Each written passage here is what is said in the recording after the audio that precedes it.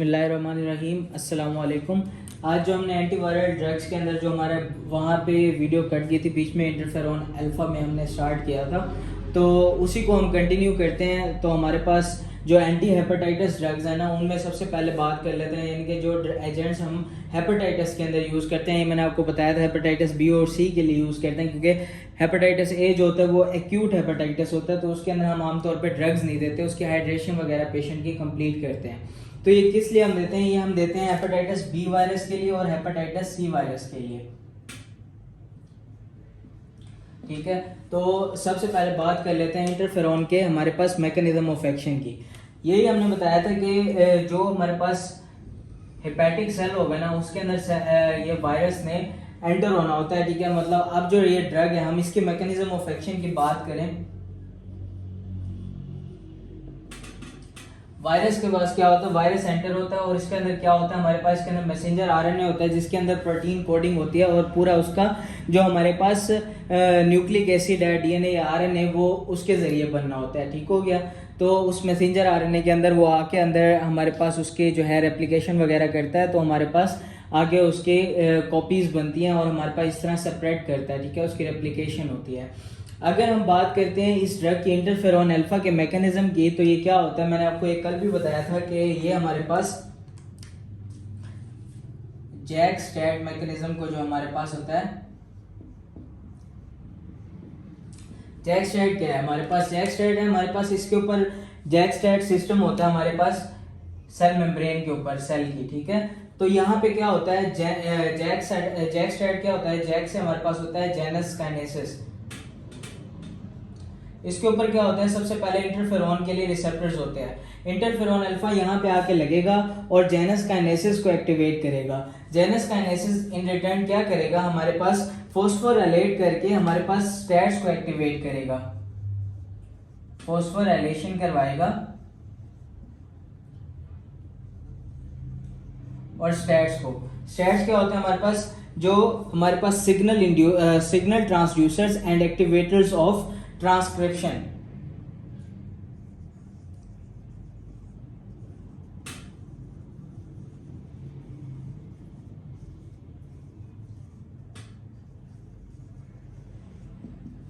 Activators of transcriptions. ठीक है, हमारे पास उनको फॉस्फोराइलेशन के जरिए आगे क्या करेगा, इनको एक्टिवेट करवाएगा।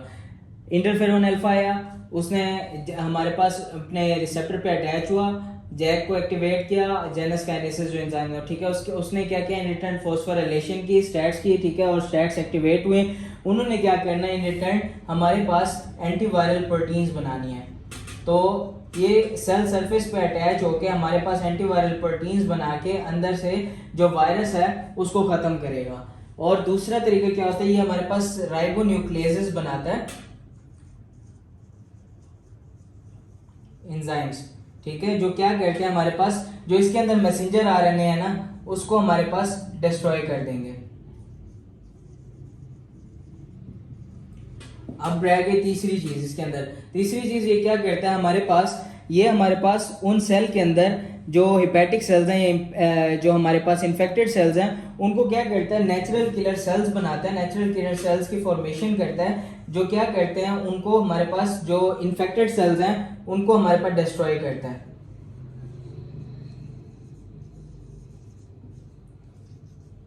इन्फेक्टेड सेल्स की हमारे पास डिस्ट्रक्शन करेगा।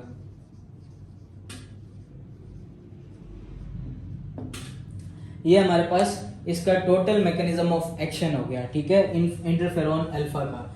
अब हम बात कर लेते हैं इसकी फार्माकोकाइनेटिक्स की। ठीक है, फार्माकोकाइनेटिक्स की बात की जाए तो ये हमारे पास सबक्यूटेनियस फॉर्म में भी दी जा सकती है, ठीक है, और आईवी फॉर्म में भी दी जा सकती है।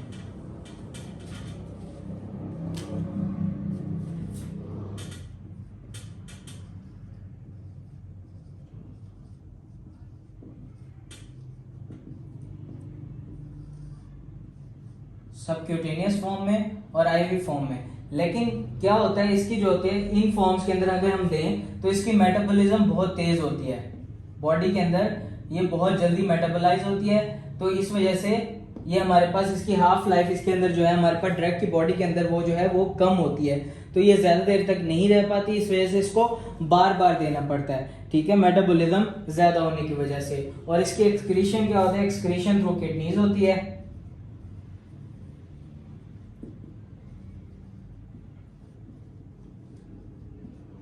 अब इस इशू को ओवरकम करने के लिए कि इसको बार बार दिया जाए, इसकी एक फॉर्म है जिसको हम क्या कहते हैं, पिगलेटेड इंटरफेरॉन अल्फा।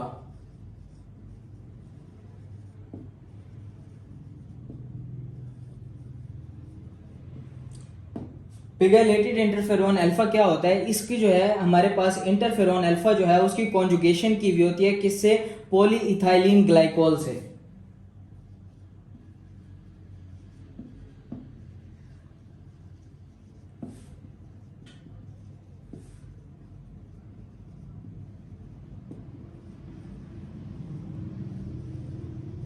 जिसकी वजह से क्या होता है, इसकी जो मेटाबॉलिज्म है वो स्लो डाउन हो जाती है, ठीक है, और इसकी हाफ लाइफ बढ़ जाती है और इसको दिन में बार बार नहीं देना पड़ता और एक ही बार हमारे पास काफ़ी हो जाता है। तो ये हमारे पास पिगलेटेड इंटरफेरॉन अल्फा जो इसकी फॉर्म होती है, ये हमारे पास इसलिए इम्पोर्टेंट है क्योंकि हमें इसको बार बार नहीं देना पड़ता और एक ही बार दे के हम इसको जो है ना दिन में एक ही बार दे सकते हैं। और दूसरी बात, तीसरी बात इसकी कर लेते हैं कि हमारे पास क्लिनिकल यूजेस हैं, वो क्या क्या है इसके। अब क्लिनिकल यूजेस जो है हमारे पास एससीक्यू के लिहाज से हमने लाजमी याद रखना है इस इंटरफेरॉन अल्फा के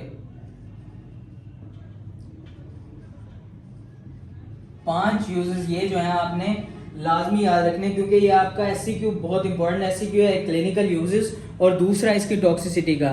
तो इसके अंदर जो है आपने 5 क्लिनिकल यूजेस और 5 टॉक्सिसिटी, ये आपने लाजमी याद रखने हैं। सबसे पहले ये क्या है, ये हेपेटाइटिस बी वायरस की ट्रीटमेंट के लिए यूज होती है और हेपेटाइटिस सी वायरस की ट्रीटमेंट में यूज होती है।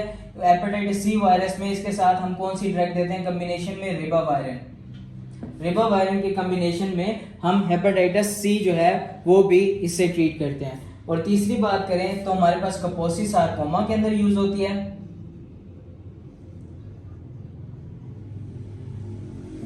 चौथी इसके अंदर आ जाता है जो वो होता है पेपिलोमाटोसिस।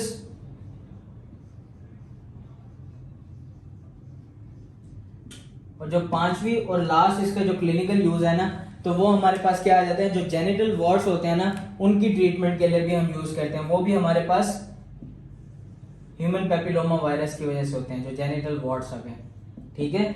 5 चीजें आ गई इसमें, कौन कौन सी, हेपेटाइटिस बी वायरस की ट्रीटमेंट के लिए, हेपेटाइटिस सी वायरस की ट्रीटमेंट में इन कॉम्बिनेशन विद रिबावायरिन, ठीक है, और कपोसी सार्कोमा के अंदर, पेपिलोमाटोसिस के अंदर और जेनिटल वॉर्ड्स के अंदर। ये हमारे पास इसके हो गए क्लिनिकल यूजेस। अब हम बात कर लेते हैं टॉक्सिसिटी की, जो कि एक और इम्पोर्टेंट हमारे पास एससीक्यू है इसी का ही, इंटरफेरॉन अल्फा का।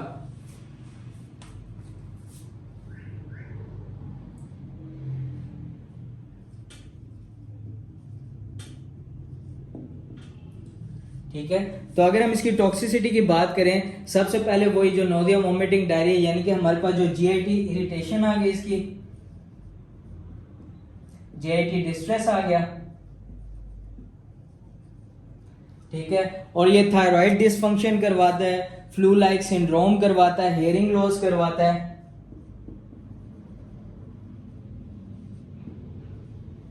Hearing loss, flu like syndrome,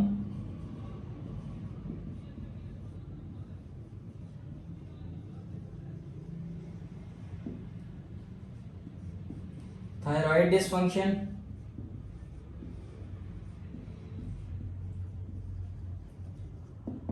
और हमारे पास जो इसका लास्ट हमारे पास है वो है मेंटल डिसफंक्शन। हमारे पास जो मेंटल कंफ्यूजन है ना, वो भी करवाता है।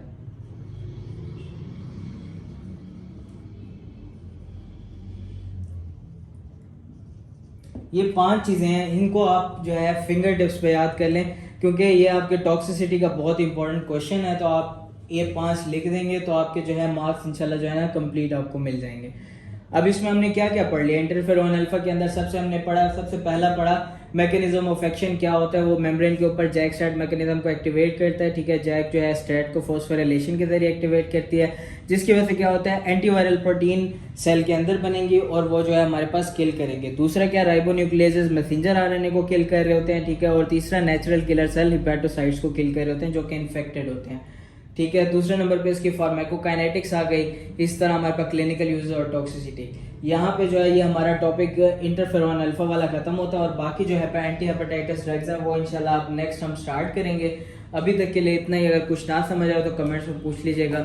थैंक यू, अल्लाह हाफिज़।